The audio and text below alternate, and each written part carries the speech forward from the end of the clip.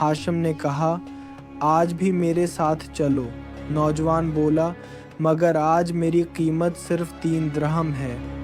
ہاشم بولا یہ کیسا حساب ہے؟ پیر کو 50 اور آج صرف 3۔ نوجوان بولا میں نے کہا تھا جس سوال کا جواب نہ دینا چاہوں نہ دوں۔ مہینوں تک یہی سلسلہ چلتا رہا۔ ہاشم ہر بار اس سے کام کرواتا اور نیلے رومال والے کو مجبوروں کی مدد کرتے دیکھتا۔ ایک روز جب وہ مزدور لینے گیا تو معلوم ہوا وہ بیمار ہے اور اس نے ایک پیغام چھوڑا ہے کہ فلاں گلی کے نکڑ پر اس کا مکان ہے۔